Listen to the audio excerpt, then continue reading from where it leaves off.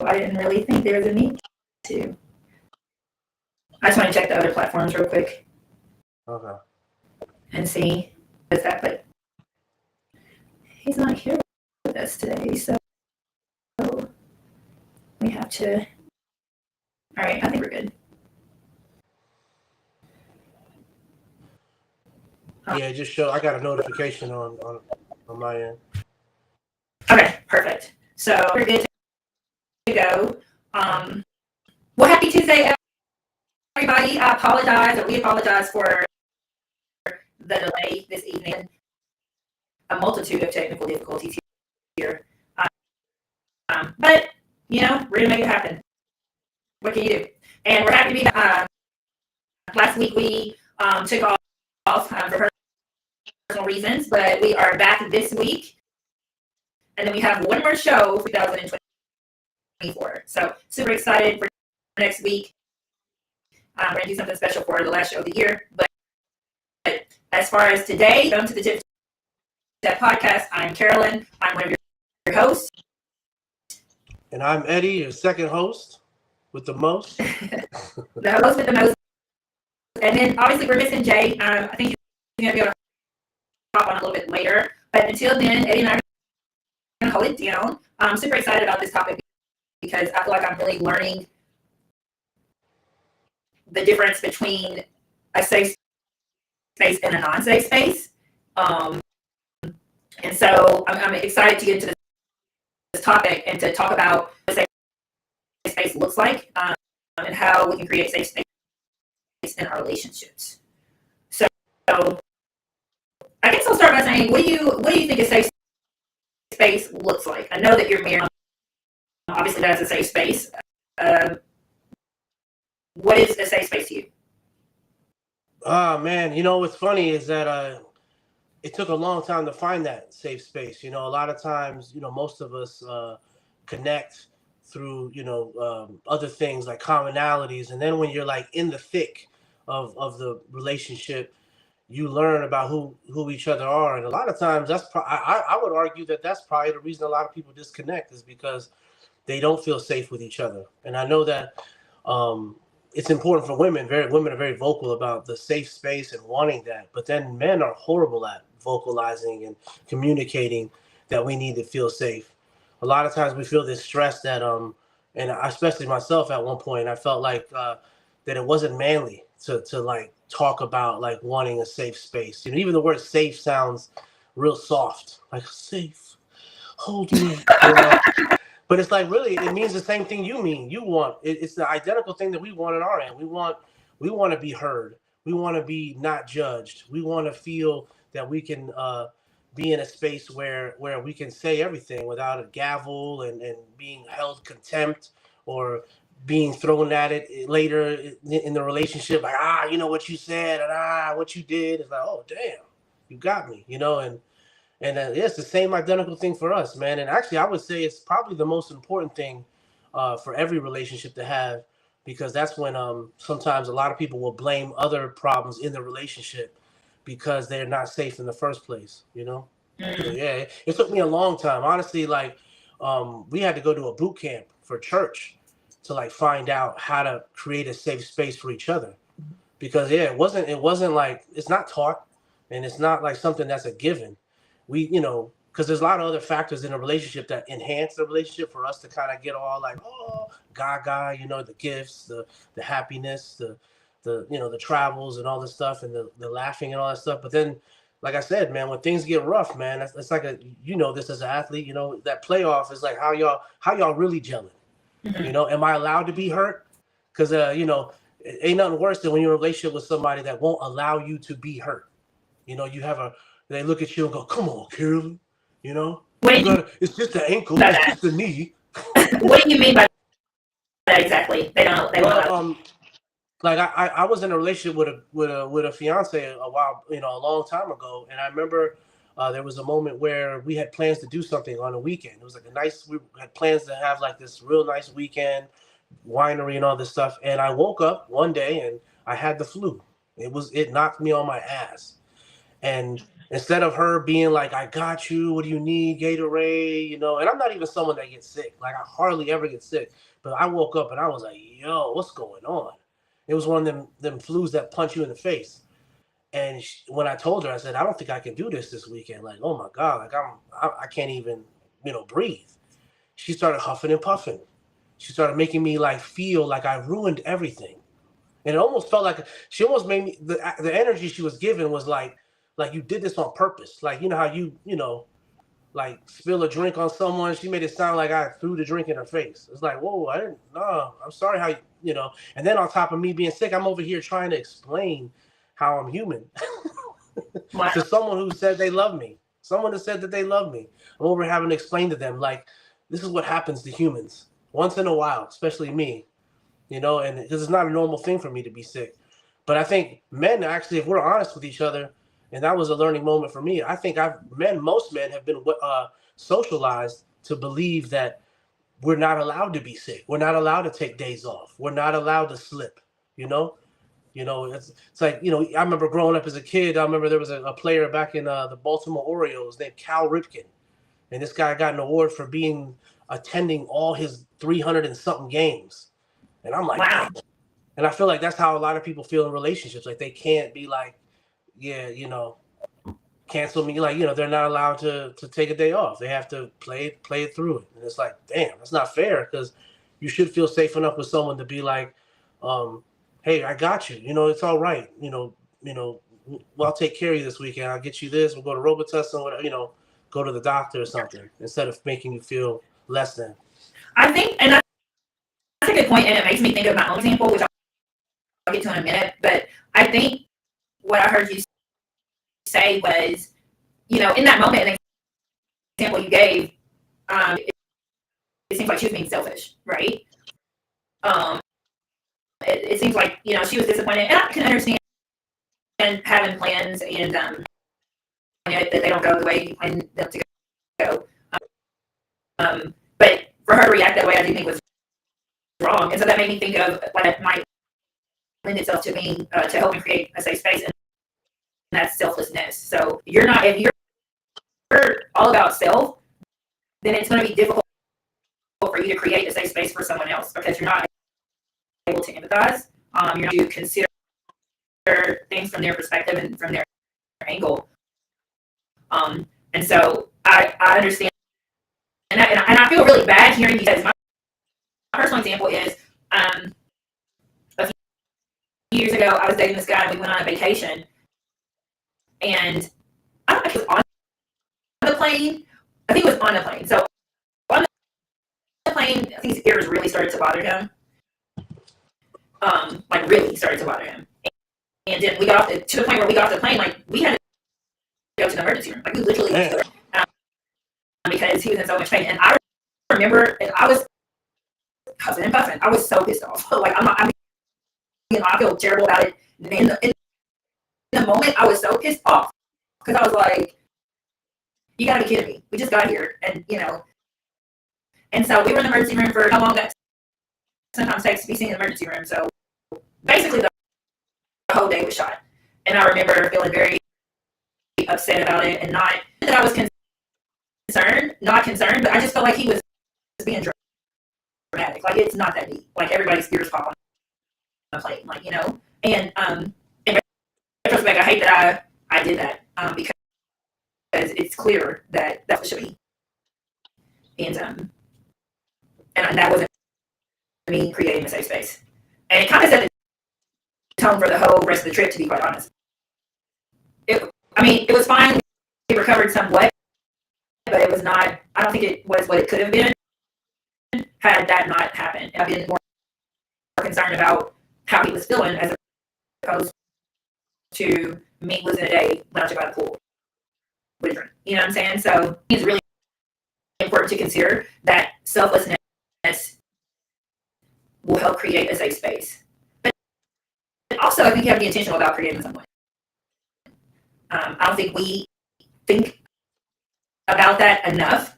And Jay says this all the time, and I do agree with him. It's because we are living in a very selfish society. Everything is about me, me, me, me, me. I mean, I see it all the time with my students, I see it on Instagram. Like it's very much a selfish society, and I think we've gone away from really thinking about and having genuine concern for other people. Um, and so that ultimately can damage our relationships because we're not space. Yeah, 100%. I mean, for me personally, that was kind of the beginning of the end for that relationship. That was essentially why. Mine too. And I mean, it's sad, and I never ever told her that. Like in my mind, that there's always a I know what time it is with you moment in everything that we do, a relationship especially. There's that I know what time it is with you. When I woke up with that flu, that was that I know what time it is with you, because we had been together 2-3 years before that, and I had never really ever been that sick to where I could always thug it out, but a little sniffle or something. But this flu apparently was was bad, and I remember just thinking like, wow. And then the whole time, what was even worse, I remember her like her friends calling or texting, and she'd be on the phone like, yeah, we can't make it. Eddie's sick. It was like I felt like Yeah. like how you like in a championship game and everybody's huffing and puffing in the locker room. We could have won if Carolyn just would have she would have just played. The knee wasn't that bad, and it's like, damn, okay, that's how they thinking about me. I guess I'm going to the Mets. That was my joke to Jay if he would have been on, because he just lost a great player at the Yankees. Anyways, yeah, that was the moment. That was the beginning of the end, and after that, I just kind of phased out. You know what I mean? Like I just was not really focused, and eventually, we never got married, obviously. But yeah, it was one of those moments that I learned a lot about what I needed from somebody. Because my mom used to always say to me that you don't know who anyone is until you see them in the state of when they can't get what they want. Because anybody can be good with you, but then when let you be at a restaurant and they don't got their favorite dish and they start cussing out the chef and the servers, you're like, you know what? That might not be the chick you want to be with, bro. You know what I mean? She out here extra because they don't got the Parmesan, So I've seen it happen. Yeah. But then I think another thing that I learned too is like I had a really this is a horrible story, so forgive me, but I had a really really good friend, like a couple years back. Man, he ended up committing suicide. He ended up getting this amazing job working for a company in San Francisco where he was going to be heading the engineering department, and what ended up happening was the job was stressful, like super stressful. Like he, uprooted his whole life and his kids and his wife out there, and he, just wasn't ready for what they were trying to demand from him. And at one point, he went to see like the company psychologist that they had. That's how one of these companies works. One of those, Silicon Valley type companies where they got an in-house everything. Wow. And the psychologist was like, yeah, you need to consider moving back to Atlanta and resigning, and because your mental health is gone. And then he even told his dad, confided in his dad, and his dad said, yeah, you need to quit, man. This ain't for you, bro. Sometimes it's not worth dying on. But then he went to the most important person in his life and asked his wife, like, hey, um, I'm feeling a certain way. This job is like really killing me. I think we should maybe move back. And all she kept saying to him was like, but we just built a house. The kids are in school. I'm happy.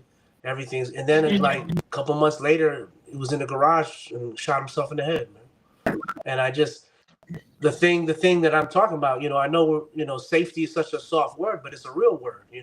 He didn't feel safe enough to. I always look at a relationship like how I look at a boxer and the relationship they have with their corner.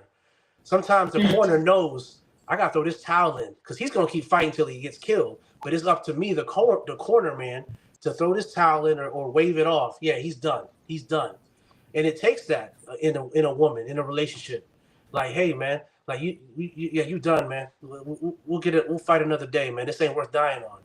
And yeah, man, it's sad because the craziest thing now, the reason I brought that up is because now his sons are a lot older, and they wrote an essay because they got accepted to like Stanford, and in the essay he talked about his dad and how like he's connecting to his dad through what he's trying to major in, and just made me so sad because I really believe it was something that should have never happened.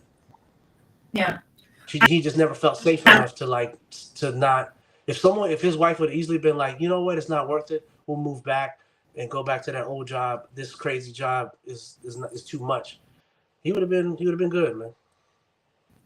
That is a very sad story, and it makes me think of, and so as we're having this kind of write down specific words, like keywords, if you will, that I'm pulling from the conversation. And so that story, what I'm hearing is that, you know, in order to create a safe space, you have to provide some protection. I don't like protected him in that example, sadly, because he was struggling, and that's, I think the worst part of it is him struggling, him recognizing that he was struggling, and going to his and letting her know, you know, that he was struggling, and still she didn't protect him. She didn't have his back. And that's it, because, like you said, who knows what could have happened had she been supportive of him at that time, and they, you know, maybe he was, because he wouldn't have the stress that he, you know, that he was dealing with. Let's talk about why it's important to establish a safe space in relationships. Like, why is that so important? Honestly, I think because you'll never grow with someone that you have to fake with. You know, at the end of the day, you know, you're not going to be vulnerable with anyone that doesn't make you feel safe. You can anybody can perform. We can play like cute and do that for as long as we can, but I'm never going to tell you about what really happened when I was a kid, or what really happened in that moment or that season of my life. And the sad thing is, you might catch me telling friends and cousins these things that you never knew. You ever having a relationship with somebody? This is how you know. Here's a nice little symptom of knowing that someone doesn't feel safe with you. You know, when you start to hear them tell other people about things that you didn't even know about. You be at a dinner party and be like, "Oh, I never knew that about you," and like, "Oh, you never asked." And it's like that's like it's really honestly code for like, I just don't feel safe telling that part of my life to you because you might think it's weird or dumb or judge me. You know, where I feel safer with my friends that I grew up with. And what you should want out of a partner is where you feel just as safe, or even their safest space. You should feel like an embassy, you know, for your partner, where they can run to you and be like, "This is where it hurts," or where it feels weird. I had a weird moment at work, Carolyn. You won't believe what Tyrone was talking about. You know, instead of being like, "I'll wait to call my friend to tell him what happened," or my sister or my cousin. You know, you should be the one that he should turn to. But some people are cool with that role. They don't want to hear that. And they don't realize they're killing themselves, because you should be the first one. You shouldn't get third hand, second hand information. You know what I mean? Like if you get in a car accident, you ever talk to a friend or a partner and they got into a bad car accident, and you're like, "Yo, I've been trying to reach you. What happened?" "Oh yeah, just a fender bender." And then you find out through like their mom or their sister or brother that it was, you know, the dude T-boned him. And you get all these details from like his friends in his circle, and you're like, "Damn, he didn't tell me none of that." Because Yeah, by the time he told you, he was too tired. It's like, it was just a fender bender, like nothing. yeah, Because I'm tired, man. I don't told the real people I feel safe with what really happened. You just, yeah, come on now. I don't want to stress you, boo boo. You got a lot going on. You got a lot going on. yeah. I think Let's that never you hit feel with that. that, and I think I find it hard to see how relationships can like be sustainable if there's no safe space there. Because usually you are going to get tired of having the mask on, you know, and I think that's what happens a lot of times in relationships today, because people are just getting together for reasons in general, you know, and it's like a facade.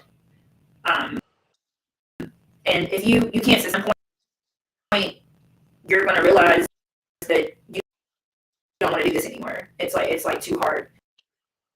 You want to just be you and you, because you're either getting judging you or being you is getting thrown up in your face. I remember I was dating a guy one time, and he opened up to me. He told me some very vulnerable things about himself. Um, you know, at the time, I was like, wow, and I was really appreciative that he felt comfortable enough to let me know these things, because there were like serious things that happened in his past and whatnot. But remember we got into an argument, and I I didn't make reference specific, but I made a general statement about some of the things that he had said, and then we probably stopped. We definitely stopped dating for a while, and then when we connected again, or maybe we were just arguing over text or something. I can't remember, but he was basically like, I would never tell you shit again because I don't, you know what I'm saying? And like I told you these important things in my face. And I've actually heard a lot of men say that about women, that they have, expressed some vulnerableness to them, and then they turn around and do it in their face. So women have to be conscious of that, like not using it as a weapon when someone feels comfortable enough to come and talk to you about a really, deep or important or that hurt them and things like that. So I think that's definitely a message for. I would say that women are the only ones who do it.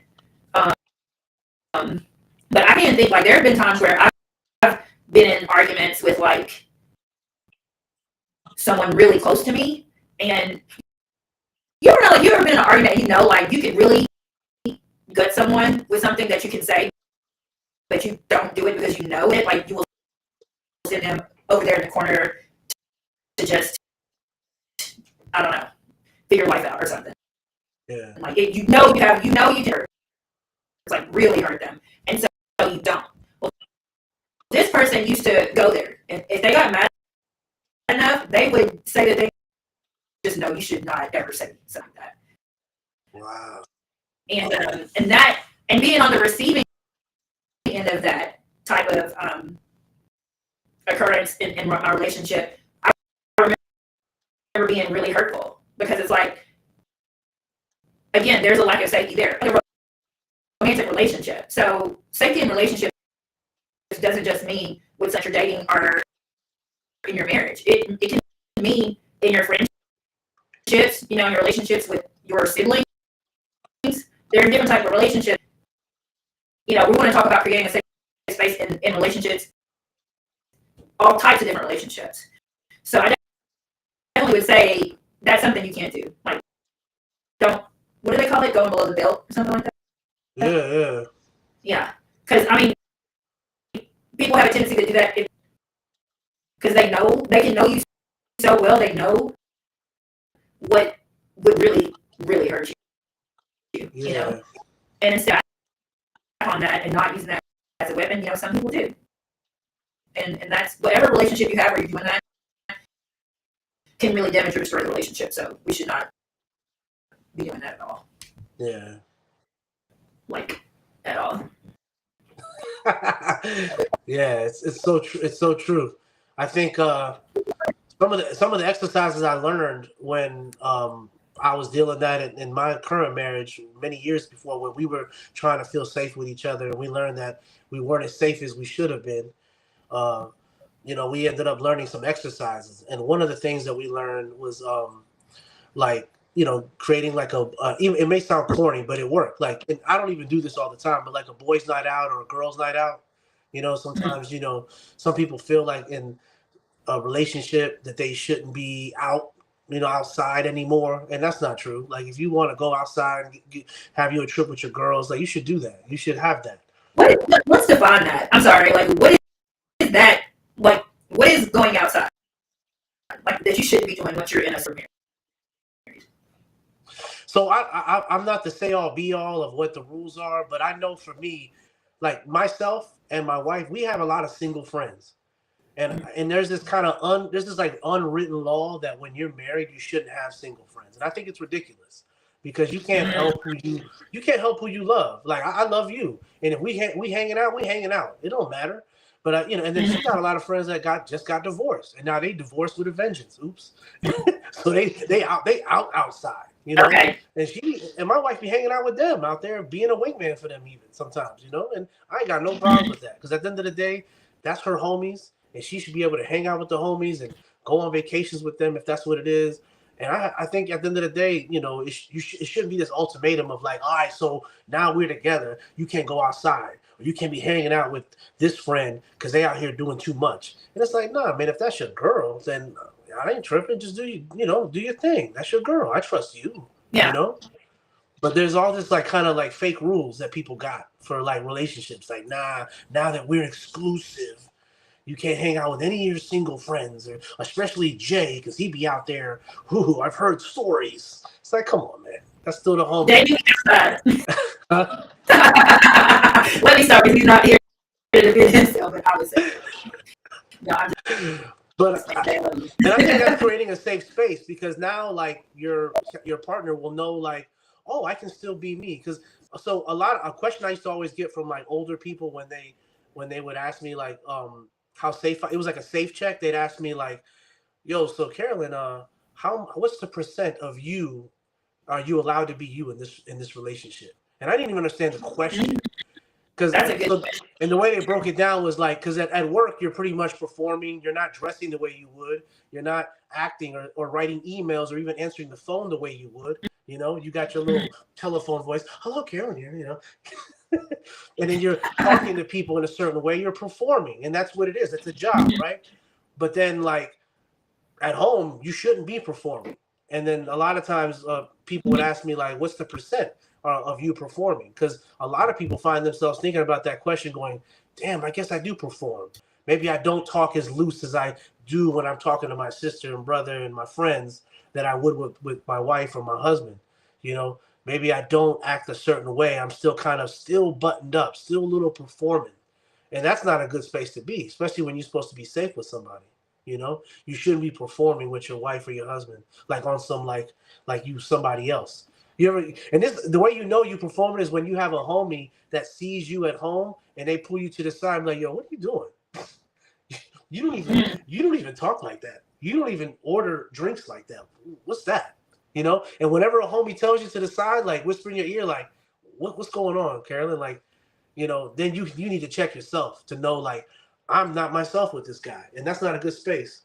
He might love you for what he thinks you're projecting, but eventually he's gonna have to find out who you are. And if you a chick that like to, you know, talk a certain way, act a certain way, listen to a certain kind of music, you should be that. You should be all of that. Yeah. And I think, you know, yeah. So at the end of the day, I think that's what we get caught in, because men do it too. We're probably the king of it, right? We floss and talk this crazy talk, and then eventually someone has to move in, and they find out, oh shit, it's not everything I thought it was. I thought you was this. I thought you were living like, oh, well, you know. And then it's like, bro, you should have just been, you know, up front when you felt like it was a moment. She would have been cool with it if she was that chick, you know. And I feel like that's a really good point and a question that everybody should ask themselves, especially when they're getting to know someone or they're developing a relationship, because it's important to be yourself, like you said. And when I think about my past relationships, I was always trying to perform. You know, I was always trying to live up to some type of standard of perfection. Always on point, always looks good, you know, always dressed really well, like, you know. And, you know, that's not always on point. I like sweats and, you know, like no makeup, you know. And I used to go out and it's like hair, nails, toes, like everything has to be done, you know. But I realized it's like a show, like, you know, it was a show because like me personally, when I am myself, I'm so much more low key than that, you know. And now and even I'm like myself now because now I don't give a fuck. So I actually go out, you know, I might not wear no makeup, you know.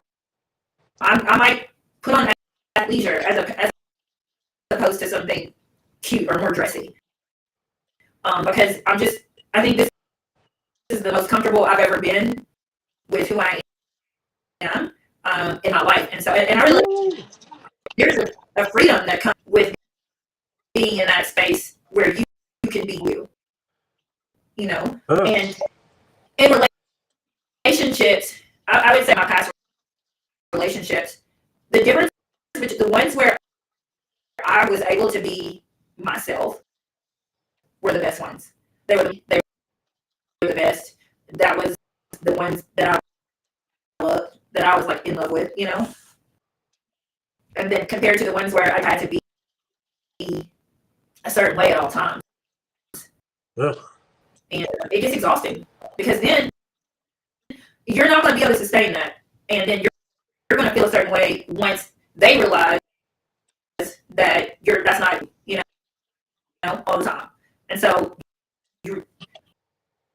I can distinctly remember me going through that. Like, I mean, I guess performing, pretending, like I was just wanting to portray a certain type of image. And when I could no longer do that and I was called on it, then I felt a way about it.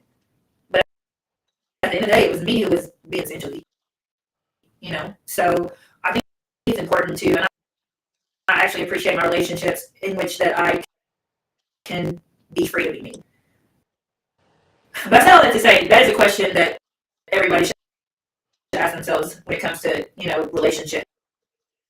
What percentage or how much am I able to be who I truly am with this person? If you can't be yourself 100%, I don't think that's the person for you. Yeah, I agree 100%. Like, it shouldn't be anything less than 100%, man. Because there's going to be a point of that relationship where things are like, there's going to be another COVID 27, whatever they're going to call it this time. There's going to be moments where you trapped with this person. And it shouldn't feel like a trap. The only reason it should feel like a trap is because now they got to see you without the makeup. Now they got to see you without this on or that on. And now they got to see you how you really react when you don't get to reset when you had your own space. Now they have to see all of that. And you have to be cool with that. I mean, COVID really told on a lot of people, right? You heard a lot of relationships break up, and even worse, some people killed each other. You know what I mean? It's like, yo, I don't want to be locked in this fucking apartment with you, man. I can only deal with you 3 days out of a week. Shit. You know what I mean? And it's like that's because the other days they need that time for themselves because they have to. It's like how every performance has an intermission, right? Ooh, the actors got to go in the back and take off the makeup and take off the hat and then come in and I'm back and then it's part 2. Ain't no intermission in COVID. COVID was telling people like, nah, this is the show. This is it. No intermission. Ain't no backstage. This is it. You here in front of me now. And I think whenever you can be 100 with somebody, like I know with my wife, and COVID brought us closer. I feel guilty for saying that out loud, but it did. Like, because it was like we were in each other's space, and we couldn't go nowhere. We couldn't do nothing. But because she know me and I know her, and there is no like attic or basement part of our relationship with each other, where we know everything. I'm like, oh, this is cool. We was kicking it, acting a fool for real, like fun, and it was what it was because there's no performance, man. I ain't doing that no more. Like to your point, I ain't doing that no more with people, man. I'm not putting no fronts on with people, man. It's too exhausting. I'm too old for that, man. Right, it is way too exhausting, and we are way too old. Can you share an example of a situation space made a difference in your relationship? Yeah, well, we learned this trick that because I think a lot of men I don't want to say men, but a lot of people don't want to ever admit that overworking yourself is a trauma response. A lot of people, especially people of color like us, we tend to like have to work so hard because we feel like we're not enough, and I think sometimes if you ever there's this exercise we learned that if we ever catch each other dozing off, that we should just rub each other's head. And it's like this kind of way of letting the other partner know, go ahead and relax. It's cool. I got it. Because a lot of times you feel if you do that, it's like you're going to get called. The worst thing you could ever call anybody is lazy. Oh, Carolyn, you lazy. Yeah. Right? Yeah. And nobody wants that mark on them, being lazy, being, oh, you ain't hard working? Come on now. Yeah. Taking another PTO? Must be nice. Hey. Leave PTO alone, okay? You know what I'm saying, though? But that's my point. It's sensitive. You feel me? It's a little, I poked you there. Yeah. And everyone knows that poke. Oh, Carolyn, it's not even, wow. 2 o'clock? You're leaving? Okay. You know what I mean? Like, everybody, I'm poking you. But we Yeah. created this thing where, like, if we tired, if I doze off, it's like, I'm gonna rub your head and comfort you. Go ahead and lay it out, where it's not this like this stress of like, oh, I gotta be sharp, I gotta be on, because that's not realistic and it's not safe. It's not safe because you can hit a wall being too like fast, being too sharp, being too much. And I think like we created that kind of space for each other where it's like, hey, you've been going hard, man. You want to just relax? I got the rest of the day, man. Go ahead and do your thing. Go, maybe you want to go out, call your peoples. Maybe you want to get a drink. I got home. It's good.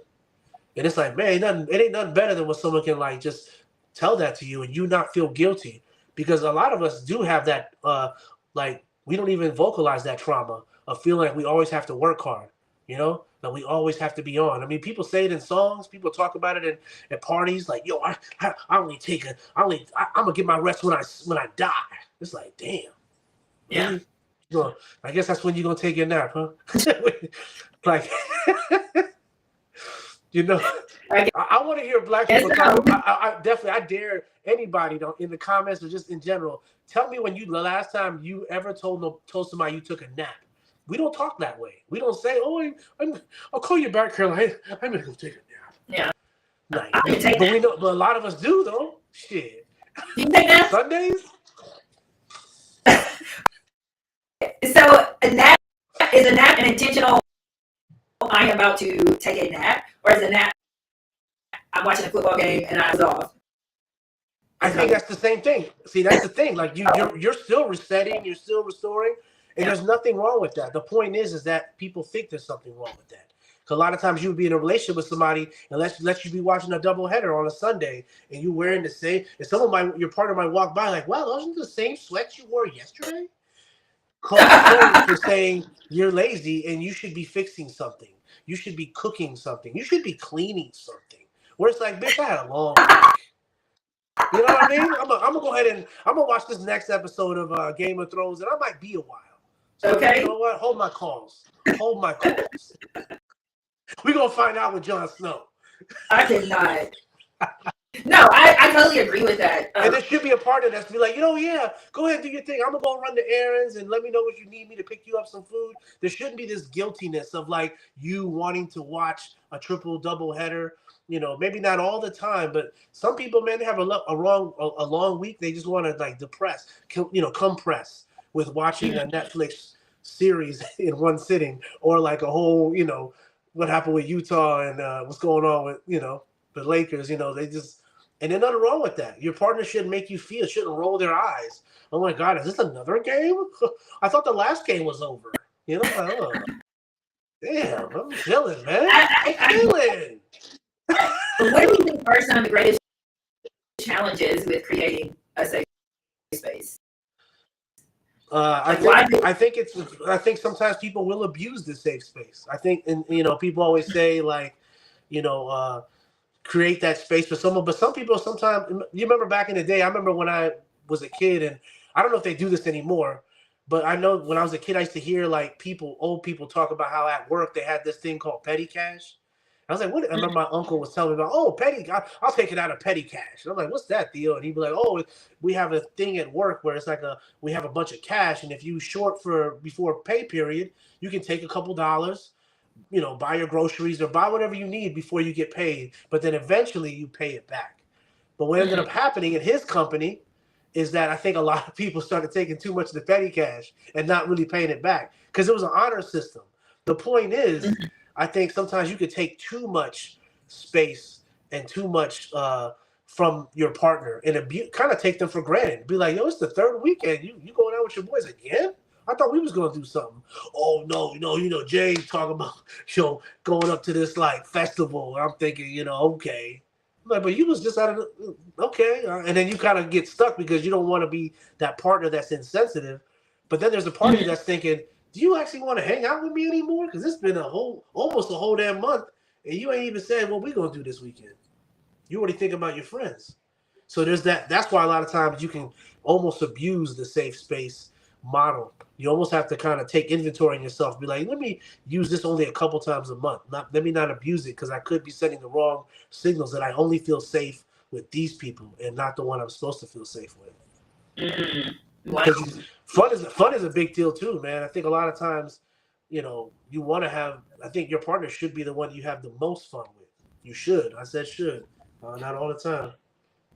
I feel like ideally that's, and when I think about that, so much of just what I feel like I've learned in the past couple of years relationships is just like having a foundation of friendship is really important. Because like, yeah, like that shouldn't your partner be the person that you want to hang out with the most? All the time. Shouldn't your partner be the person that you want to go share, some good news with, or an accomplishment or promotion or something?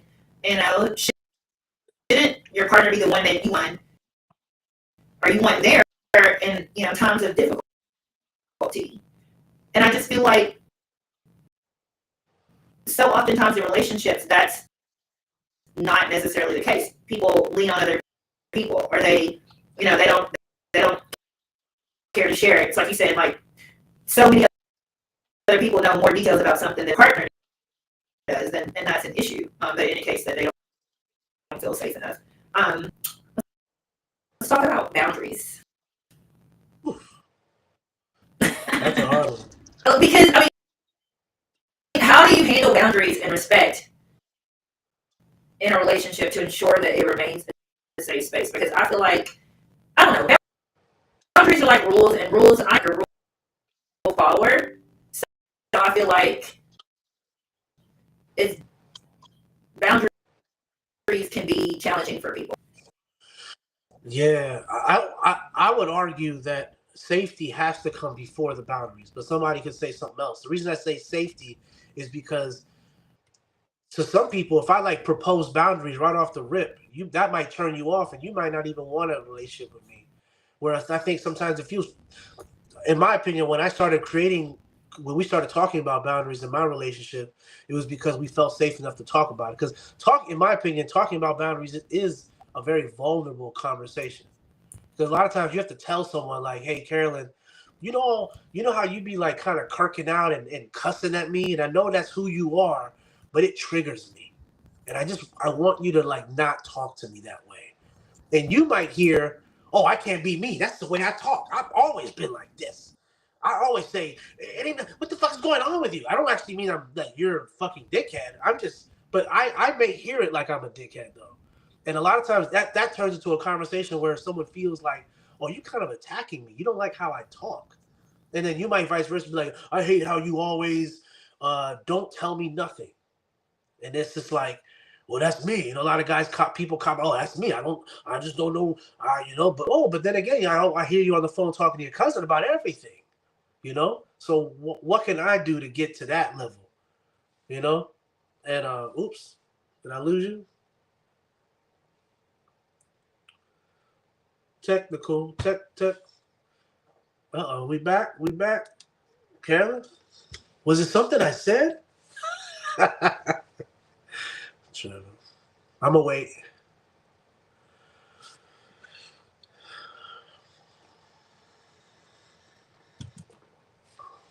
Uh-oh.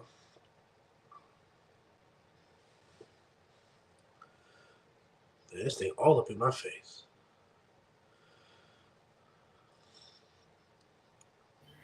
Oh, we back. Sorry. I thought I offended you. I thought No, I was dying laughing when she says it's something I said. No, you did not offend me. No, I know. You hard. I was being technical difficulties today. I don't know what's going on. I apologize for that. I'm back, y'all. I apologize. I hopped off for a quick second, but I'm back. I'm sorry. Continue.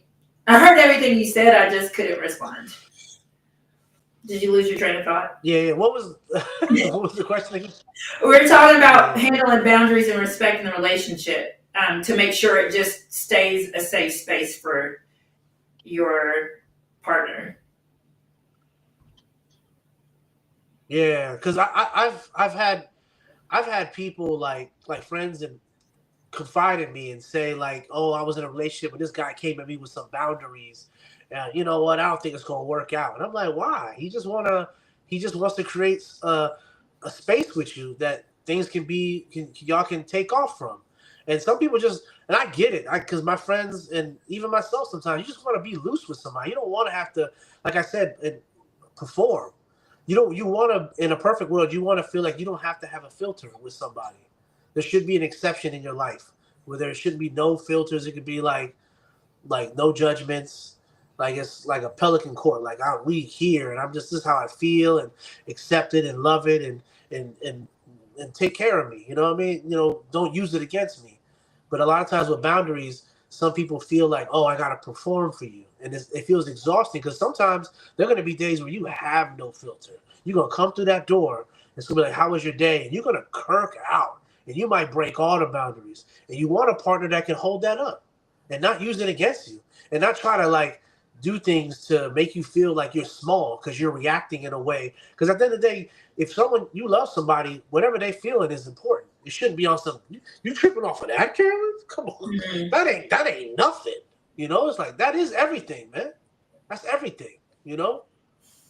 I feel like some of that is like knowing your partner also, and that might take time to develop. If it's like a newer relationship where you guys are just starting to get to know each other, it might be a little more difficult. But I think, and I'll just use my relationship even with my students for an example. Like, I just know my students so well, so it's like if you're coming in kirking out, I know there's a reason for it, and so that helps me to keep the space safe.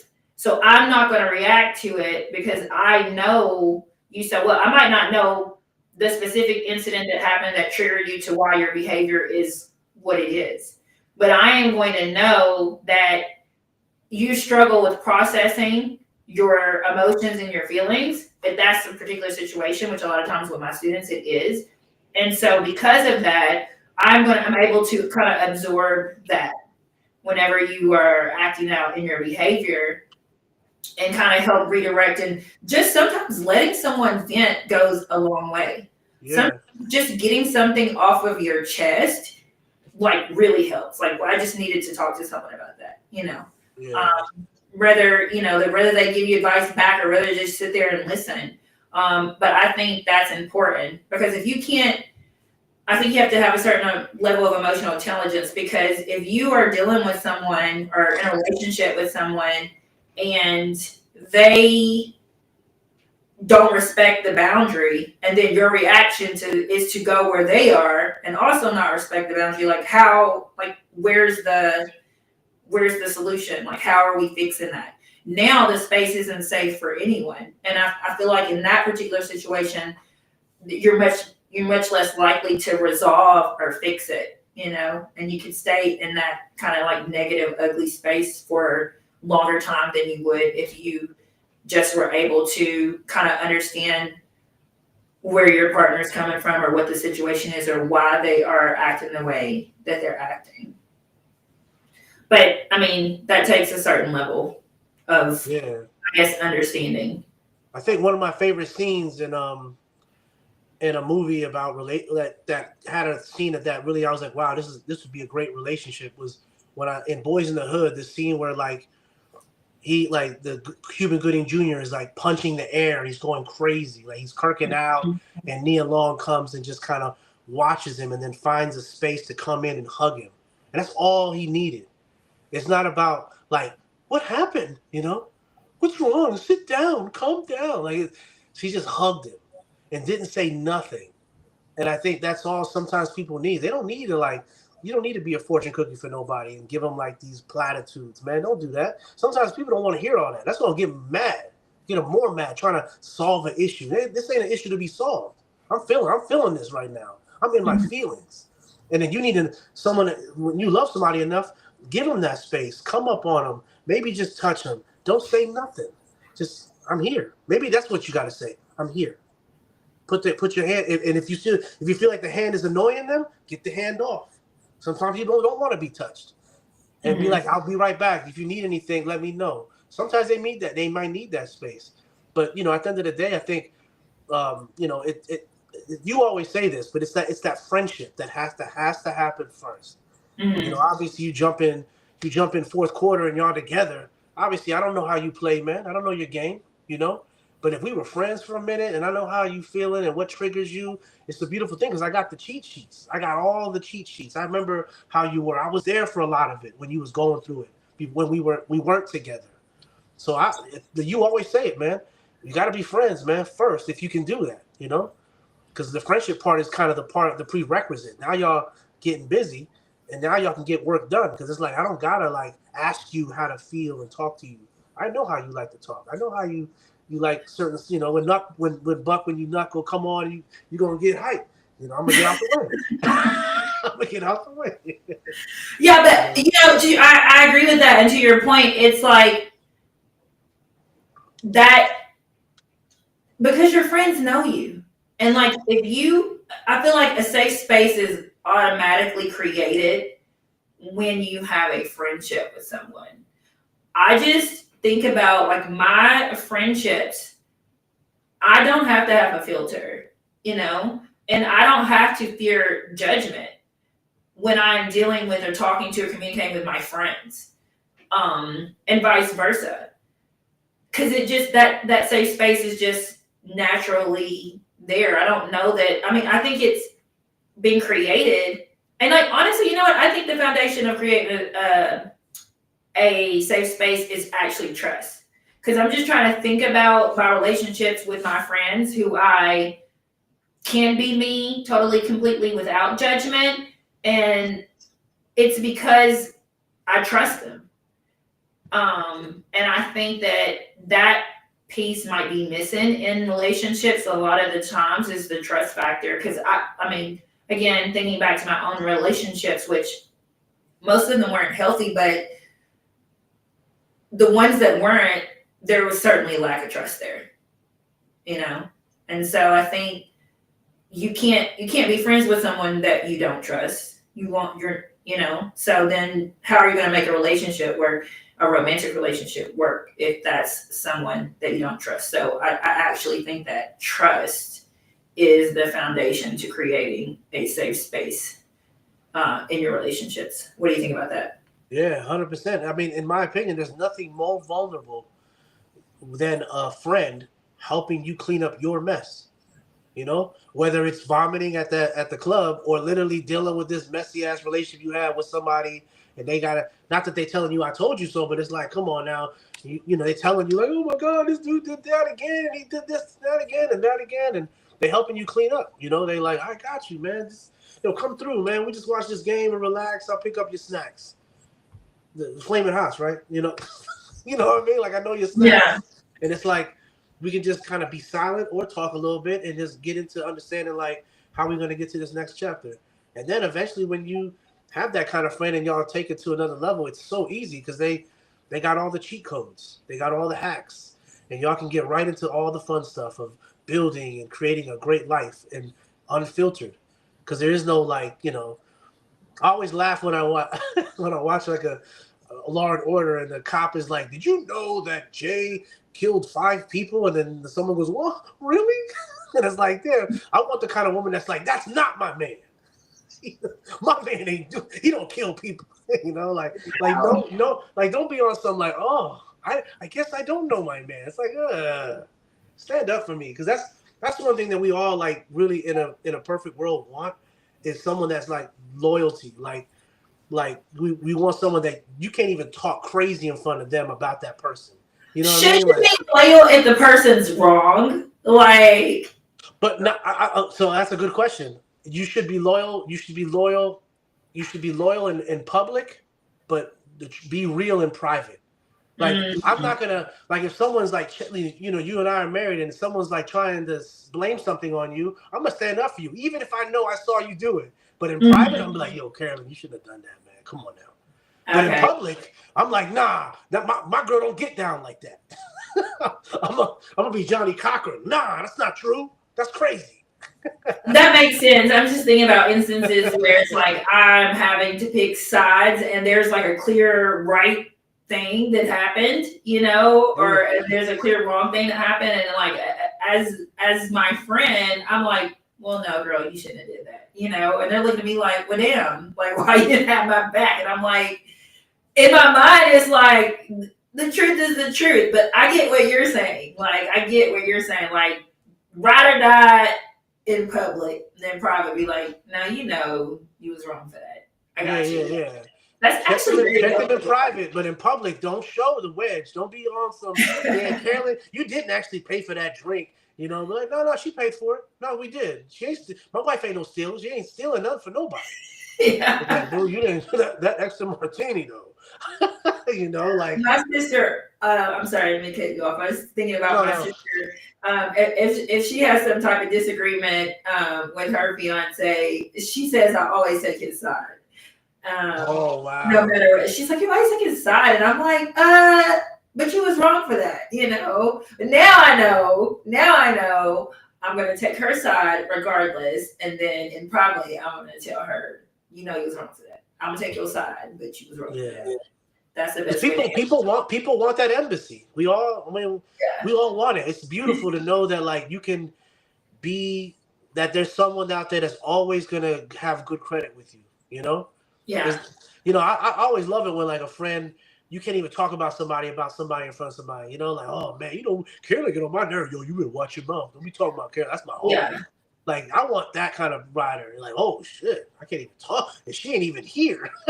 You know what I mean? In that regard, I'm like that, especially with my sisters. Like it's so funny, like amongst our friend group, like if one of our friends is having a little disagreement or back and forth with my sister, I'm always like, hey, what you're not going to do is talk to my sister like that, or Yeah. like I will immediately interject, like, no, we're not doing that, and it's just so funny because we always laugh about it, but it's true. Like you cannot say anything about my people in front of me because Yeah. we're gonna have a problem. Like absolutely not.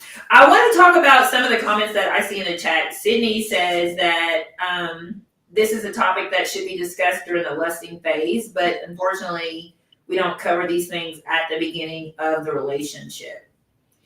Now, I think that's true. I completely agree with that.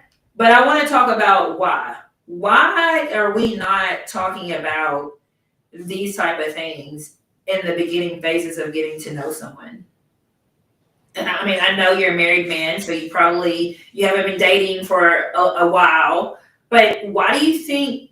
Why do you think that is? Like, why do we prioritize? And I mean, I don't really date, so I don't know what is being prioritized when dating now. But I just know when I was dating that talking about creating a safe space and boundaries and how we could, form a friendship has never been the topic of discussion in the early dating stages with me. So I'm wondering, why do you think that is? I think everybody's super judgmental, more judgmental than anything. I mean, there's a new word I learned a couple months ago that people have in terms of like when they're dealing with their partner or dating, even the ick. Everyone, there's this personified idea that you got to be perfect in the first, like, it's like how you start a new job the first 3 months, you on parole. You know what I mean? They can fire you at any moment. And in those 3 months or what have you, you can't show any flaws because if they do, like I had a friend of mine, I think I told y'all this story. I had a friend of mine dating this guy. They had a great time. The night was amazing, but he got a little tipsy. He couldn't hold his liquor towards the end of the night, and he tripped and fell. And she had to help him in like his car or not his Uber or whatever. And then I remember she called me the next day. I was like, "Yo, how was the date?" And she said, "Nah, that's I'm dead at that." I'm like, "Why?" But she couldn't get the vision of him falling. Like it looked so. She used the word "ick," like "ew," just ick, like just I mean, what was it about? Did she feel like he was uncoordinated? Did she feel like? Because I can understand that she felt like he was doing too much. Like he well, drank so much that he couldn't keep his balance. Like that's a turn. yeah. So I think to some people, there's this idea that like I go back to perfection. This idea that like the visual of seeing him like fall, like that's not perfect, right? You know, it's goofy. It's like very Kramerish. You're like, ugh, I can't fuck that dude now. You know, Yeah, I get it. Like, nah. I The can't put vision it on turned this off at cat this now point. because now I'm just gonna replay that in my head. You know, and my bad. But like the point is, she just couldn't. The ick is the new word I'm learning. That she couldn't get the ick out. The ick was like every time she even saw him or talked to him. Now she just saw this visual of him falling. Even Yeah. though the whole night was amazing, they were connecting and everything was great. But I think people now are very like, very, they just judgmental, man. And I think that's why people are more guarded than ever. And because of that, it's like everyone's guarded, and it goes back to Chris Rock. They putting up their representatives, and they don't know how to take them down. Even when there is a commitment, they still playing this person, even in their marriages, man. It don't stop at just dating. Man, some people be faking, and we all seen this, man. Like, Julio ain't really like that. What's he over Yeah. here? You know what I mean? Moving and talking like that, and then people still do it in their marriages, man. And I think that's why, like, there needs to be this. I mean, it goes back to what you said. It needs to be a moment where there's a friendship. Maybe there's no like, of course, I call it friendship with possibilities, where you are attracted to somebody, and Hmm. we could go there, but let's take it slow, FWP instead of FWB. Friends with possibilities instead Yeah, of like living benefits. I don't mean we I gotta. like it. Yeah, I don't think we gotta just be. I don't mean it like benefits. I mean like let's just kill. Let's hang out on a Sunday. Let's walk. Let's go to the Yeah. monument. Let's to the museum. Let's chill, and let's see how it feels. Yeah. Because I'm attracted, and I know you're attracted, and I'm available, and you're available, and I'm just kind of trying to not jump into nothing so quick. But let's be friends with possibilities, because obviously I'm be your friend, and there's this possibility that we could have something more. But right now we're in this neutral space where we can feel safe, create safety. I don't want to say safe, but create safety, and let it be what that is. So I think that's a safe, cool way of trying to get to that level where y'all can be a lot more safer about being vulnerable. Because that's the thing, vulnerability it's gonna catch up regardless.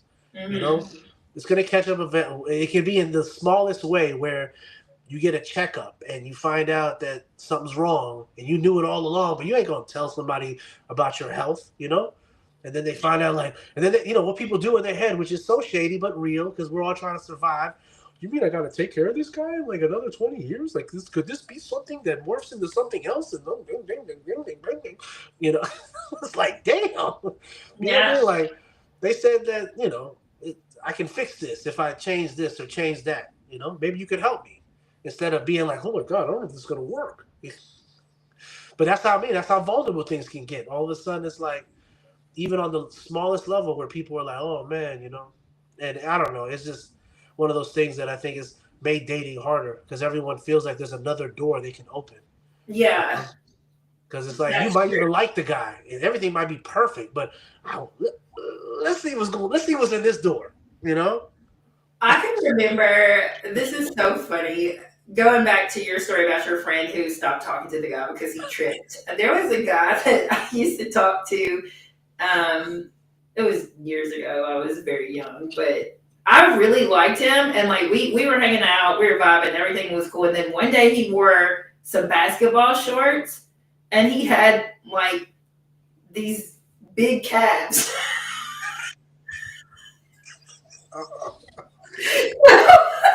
Like he had really big calves, like really big, and it just looked all his legs looked weird. Like I just could not do it.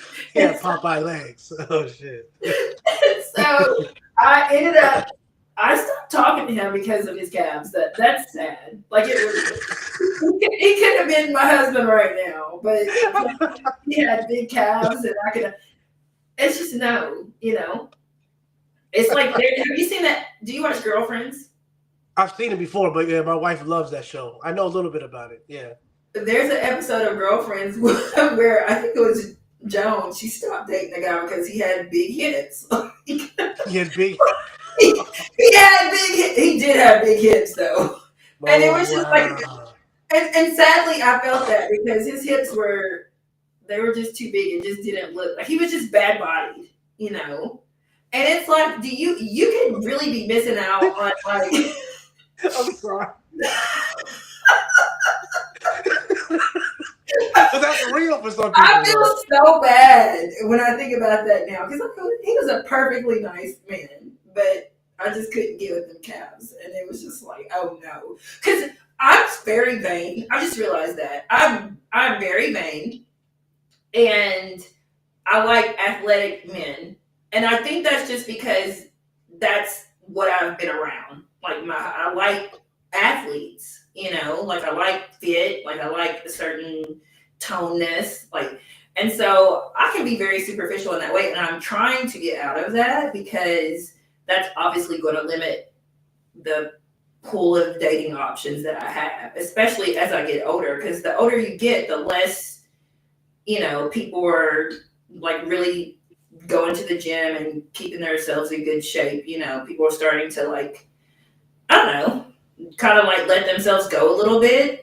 And like that is the thing that I don't like. So, but I know that it's limiting, my options because I want a certain look. And I would just It's fair. say, It's a fair thing to ask. I have a friend of mine that feels the same way, and he takes it to a level where he feels like on the seasons that he may not want to go to the gym, that he could have someone that's going to push him. Like, come on, it's been a week, bro. Like, we got to get out there.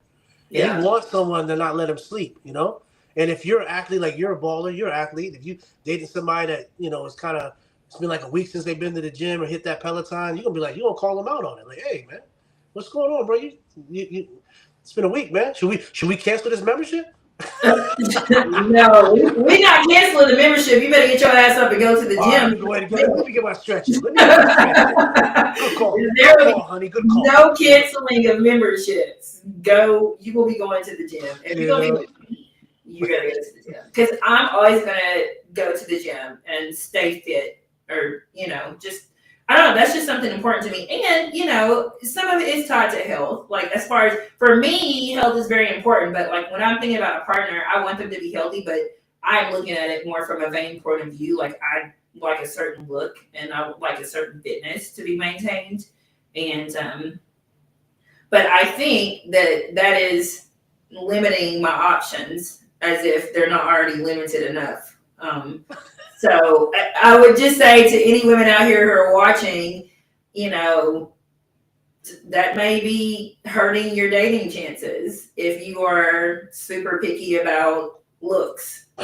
Nah, but at the end of the day, sex is super important. And if you know what you like, then that's another thing that you can't fake. You know what I mean? Like if that's gonna come back on you. You'll be like, you have such a great person. I'm kind of tired today. You know Wow. what I mean? Like that's a huge thing to look at someone, and sometimes that's a good medicine. If you're dealing with stress and you attracted to your man or woman, and you like know like, well, he gonna take care of that and get my mind straight.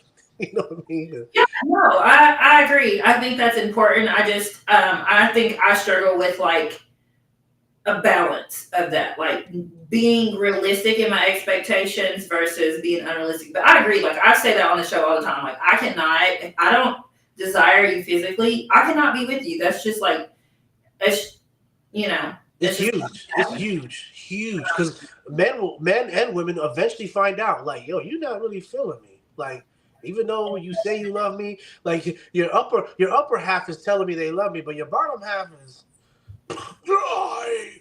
and I'm so guilty of it. I have tried. I do love you. But it sucks because I have actually tried very hard. I can't drink. I've tried very hard to like men that physically I was not attracted to, but like everything else was like we vibed on. They were smart, they were kind, and they treated me amazing, and they were ambitious and all these things, but like I just wasn't physically attracted to them. And I had to let it go eventually because I knew, it's just stringing this person along. Like I can't get past the fact that I'm not attracted to that person.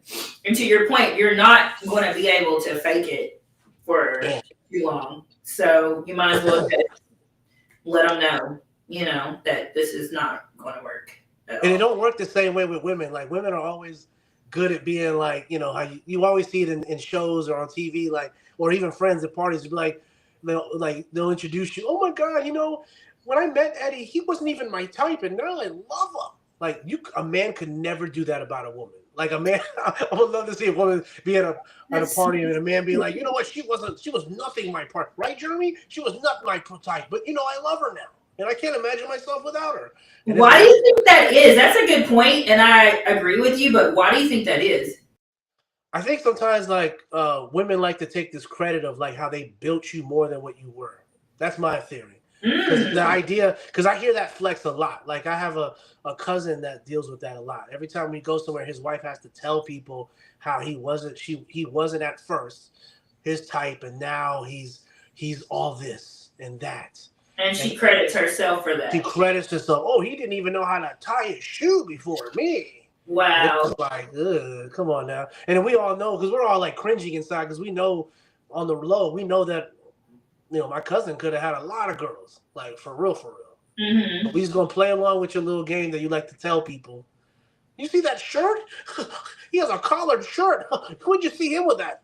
Yeah. It's like, Yeah. No. ugh, it's like a pet, and I think that also falls into like where a lot of people don't feel safe because they feel like I created you, so you need to act in a way that I need you to act. But being that real, that old you, I don't want to see none of that. And the old you could be still going through things, suffering through things, and that person shouldn't have to call other people to get that supplemental safety that they should get from you. You feel me? Because you've made them feel like they had to perform for you. You had to put on the collar shirt when he was, a t-shirt guy. He Mhm. loved, do other. He had his old hobbies were this, and now you got him into golf. It's like, okay, man. You know. Anyways, but yeah, it all comes down to safety because we see a lot of that eventually plummet, and where it's like, you know, you see somebody kirk out eventually, and be like, you know what? I've always loved carbs. Fucking Yeah. with you, you had me over here eating this crazy shit. Right. But isn't it crazy how we will mask who we really are for someone, and then eventually it's going to crash and burn. Or you Eventually, gonna, if you stay in it, you're gonna be miserable your whole life. And I mean, that just sounds awful. Like I just wouldn't be able to do it. All right, well, we are actually a little bit over time. I mean, we did get a late start, so technically we're not, but we are. So I'm going to say, do you have any last minute thoughts on creating a safe space that you'd like to share? yeah, man. I just and this is probably not fair to say, but the truth is, it's harder for men to ask for safety because, like I said earlier, we've always been socialized to think that that's a soft thing and that a man should always feel safe within himself. But there are a lot of men. Every man needs as much safety as you, a woman. And I think, you should always assume and even attempt to try to create that safe space. Like the other week, Love of Basketball came on again. And I remember kind of like, you see an old movie for the first time when you're in a different place in your life, you kind of see things you didn't really think about. And the scene, Mm. the pivotal scene where like he was trying to be vulnerable with her and all she could think about was curfew. And I Mm-hmm. remember I remember watching that movie back in the day when I was a kid and didn't know nothing about nothing. I thought like I thought he was like, overreacting and tripping. But Mm-hmm. now I Me know a too. little bit about life, and I'm like, that was his moment because mind you, they grew up with each other. They were everything. But Yeah. that moment with his father, he wanted to tell her, and she was going to be the first one to tell, and all she kept doing was staring at that clock. Mm. No, and I get it. She had priorities, but man, if she would have just been there if she would have just been present, that movie would have been 30 minutes long. And my Mm-hmm. point is like a lot of people don't know how to create that space for their partner, especially a man. And I know I'm over here favoring my people first, but yeah, man, we need that because no man will never tell you, I need you to make me feel safe. That's not even, I just said it and I almost cringe saying it. But a woman will almost, you know what I mean? Carolyn, I need to feel safe. Like, Yeah, that's not cute, you I know? get it. But a woman need to assume, like, he is. I need to create this for him. He's dealing with a lot. He's been through a lot. I gotta create something for him, a safe space to land. Be that airport for your man. And once you have that, man, y'all can travel the world, man. I love that. Well, I just want to say thank you for holding it down with me tonight. We're missing a couple of friends, but I'm so glad that you were on here tonight. I'm thankful to everyone who tuned in. We're winding down 2025. Next week will be our last episode for the year. So I'm excited about something special, something festive. So I'm looking forward to that. And as far as creating a safe space is concerned, I would simply just say build your foundation on trust. When there's trust, it's so much easier to create that safe space because you are allowing someone to be who they are without judgment, and they can come and they can be vulnerable and vice versa, if you trust one another. And I think that's kind of like the true test of trust. Like, is this a safe space for me? Do I feel like I can be 100% Carolyn with this person?